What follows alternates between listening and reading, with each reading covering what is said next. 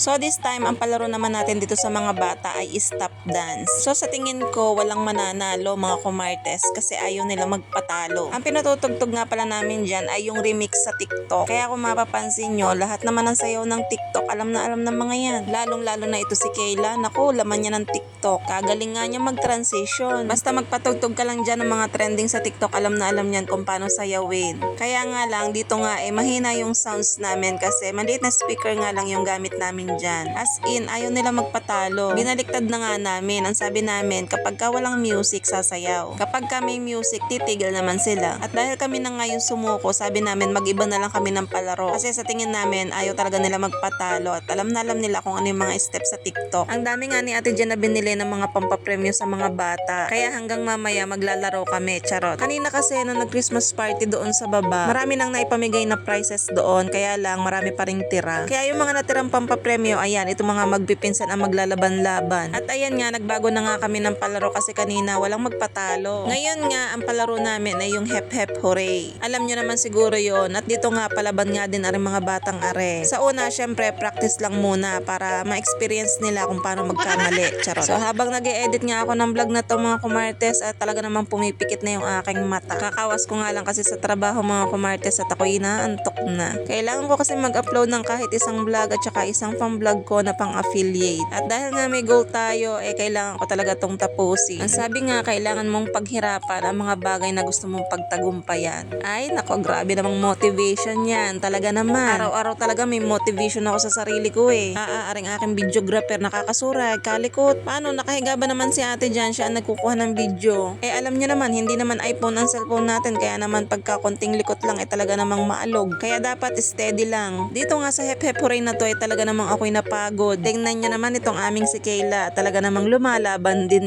At ayun nga, ang natira na lang ay si Kuya Nash at si Ate Pia. At ayun nga, ang nanalo nga ay si Ate Pia kasi si Kuya Nash ay nagkamali. O diba, nagulat pa siya. And the winner is si Ate Pia. Siya ang pinakapanganay sa magpipinsan. Ang next round naman natin, may natirang marshmallow kanina doon sa palaro sa baba. Ito nga pala yung mahabang marshmallow, paunahan kung sino maunang mauubos. At syempre, dapat walang hawak ng kamay. Bibig lang dapat ang gagamitin. Syempre, walang dayaan. Si Basti kitang-kita ng dadaya. Grabing kaswitik niyan. Lahat na laang ng pandadaya ay talaga namang ginagawa niyan. Dito nga, naglalaban si Kurt at si Ate Pia. Pero kailangan talaga, ubos na ubos at walang laman ng bibig. Hindi na nga pala namin sinali si Kayla dyan kasi baka mabulunan ng marshmallow. At syempre, ang nanalo ulit si Ate Pia. Nakakailang panalo na nga si Ate Pia dyan, kaya dun sa mga ibang palaro, hindi na si Ate Pia sumali. Tas ayan, dahil nga ang dami pa ng prizes, lahat nga sila binigyan na ni Ate Jan ng tigi-tigisa. Lahat nga syempre ng mga pampapremyo ay nakabalot sa gift wrapper, kaya hindi nila alam kung anong laman. Malamang nakabalot nga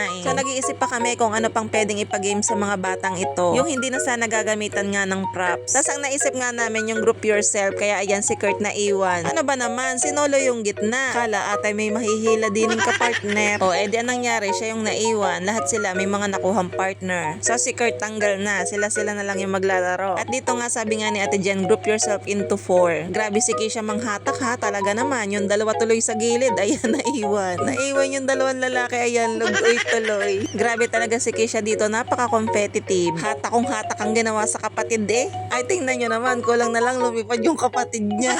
Grabe si Keisha hinatak talaga yung kapatid Syempre, wala namang magagawa ring maliit. Ay, ayan, naiwan tuloy si CJ. Hindi niya masyadong mahahatak si CJ kasi medyo malaki. Kakaawa naman si Kayla, mababalian sa kanyang ate. At dahil dyan, sabi ni Ate Jen, silang tatlo panalo na. Kaya yan, silang tatlo ay may prize. So mga kumartes, hanggang dito na lang muna. Bye!